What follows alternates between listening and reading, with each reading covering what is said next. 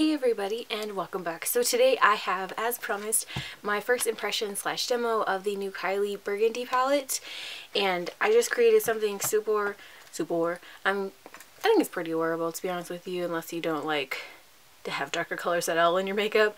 But if you want to see my first impressions, genuine overall feel for this palette, then go ahead and keep watching. Shade, which is this one right here. Honestly, when I first saw the palette, that and the center color one were the two that caught my eye the most. I love like orangey terracotta colors. Those are my favorite. And go right in and above, yeah, I said that right. Above the crease, going back and forth. I do want to bring it all the way in. I wish there's one thing I do say. I wish that this palette did have a mirror. I think it'd make it a lot easier for traveling and kind of just keeping things a little bit more portable. This is giving good color payoff. That's really pretty. I like it. Because it's weird because like with the mattes, they didn't swatch very well, which is really strange because I guess the satin shades in here, they swatched really pretty, but the matte ones didn't. Like, you'd see the color on your finger when you go to swatch it, but then it would just kind of, it wouldn't swatch on your hand. It wouldn't transfer. The actual pigmentation would kind of just stay on your finger where you initially dipped it in, and I thought that was kind of strange.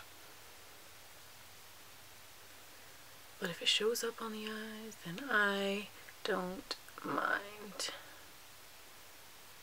Overall value, I think this is a pretty good value. It's it's pretty much the same price range as the Makeup Forever Artist palettes, and packaging is very similar as well.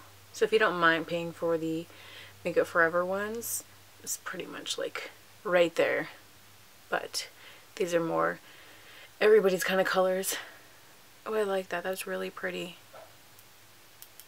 Yes. So this is good. This is good so far. I'm going to go in with a little bit smaller brush, and I'm going to go in with the shade right next to it, so the top center one, which is going to be this one right here. The names are on the back. I just don't want to keep flipping back and forth to tell you. You will waste both of our times. And I'm going to go just a little bit under that, so directly into your crease. Just add a little gradient, if you will. But that top color is so pretty. Honestly, you could easily wear like an entire eye look just with that, or at least I would. I probably will. This next one I'm using right now is just a little bit darker, but they are blending really well together. And this one seems pretty pigmented too. It is as well a matte. I think this is actually a really good like transition palette where you can use it kind of like year round, because it does have these lighter shades that you can pop on for the spring, like these that I'm using right now. I think you can use these all year. And then it has the darker, deeper ones that are more fall appropriate. So far I think it's a good buy. We shall see. I like that. It's pretty.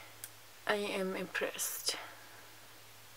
Sure to kind of drag it down in the inner corner here. Sometimes I forget to get it all the way. Ooh, okay. I think I want to take a little bit of that. Let's see, which cranberry color do I want to use? Yeah, I think I'll use the true cranberry color. So the dead center color right here.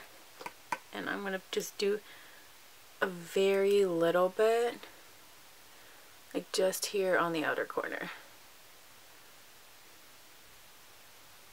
Because I still want to keep those two colors up top because they're really pretty. I like them.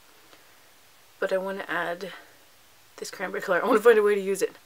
I'm going to use it. Actually, you know what I'm going to do? I'm going to put it all over the lid. Okay, so we're going to put this all over the lid.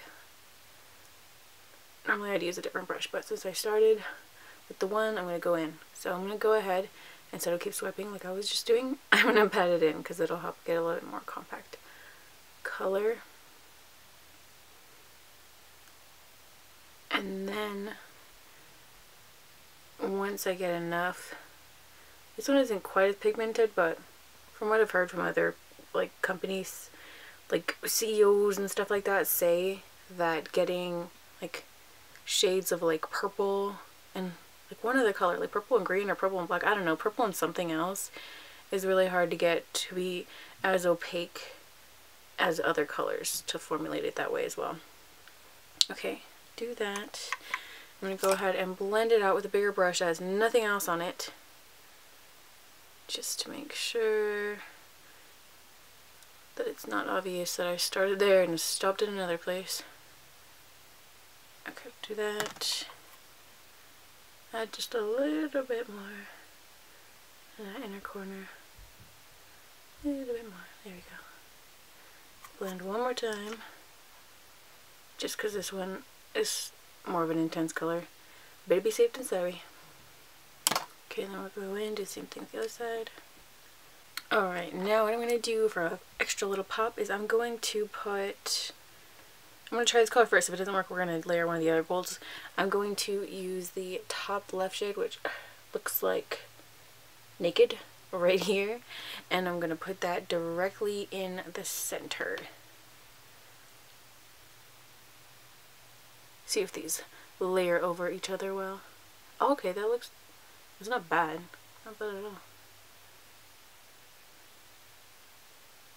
Okay, so far they layer well over each other. Hopefully that's going to translate on camera.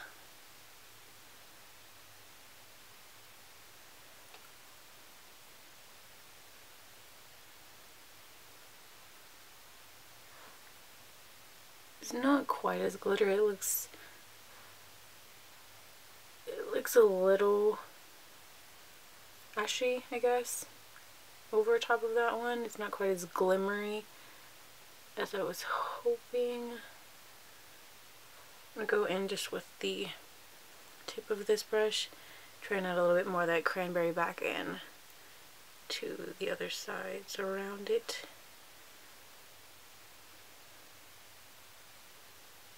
I hope that that'll make it pop a little bit more if it's more intense around it. Maybe that color will look a little less drying. Okay, there is like a decent amount of fallout if that bothers you. But so far with all these, pigmentation has been pretty good. I am impressed so far. Especially if you have any kind of green in your eyes. These colors will look stunning. Okay, I'm happy with that. That looks good. Okay, I'm going to go in. I'm going to add that same cranberry color with my Smith 212 brush. It's just like a flat definer brush, really tiny and precise. And run that right under my lash line. This part is okay. You can make it kind of like as clean, as messy as you want. Just because you're going to buff it out in a second anyway. I normally stop like right in the inner corner. I don't drag it all the way in, just so I don't emphasize how round my eyes are. Add that as much as you want. You can make this, I kind of like to do mine a little bit more blown out, so I'll just add extra.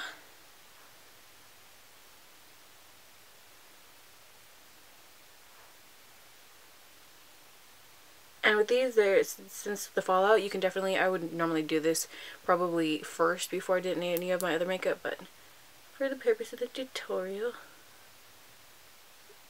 it's not too bad.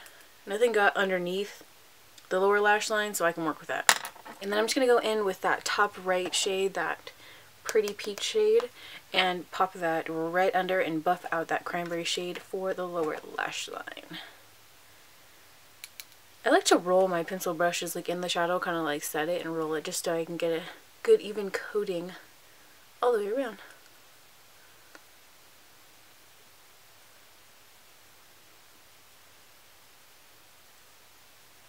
And make this as precise or exaggerated as you like. Like I said, I like to do mine a little bit more blown out, so I'm gonna add a lot.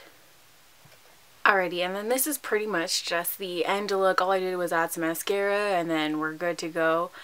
To be honest with you, I'm actually really impressed by this. Like I said, price point really isn't bad. Once she finds a way to make shipping free, I think it'll be even better. But as far as overall color payoff, blendability, it's really great. As for wear time, I will update you in the description box below like I do with my other videos, just because when I get home at night, there's really no lighting for me to film where it's going to be like true color at the end of the night. So like I said, I will update you in the description box below, but as of this very moment, I say that I don't regret buying this. So if you're interested, check the description box, see how I feel at the end of the day, and then you can kind of go on there if you are on the fence at all. But anyway, pleasantly surprised. I'm so glad. I love filming these first impression videos. So thank you so much for watching, and I'll be seeing you very soon for my next video.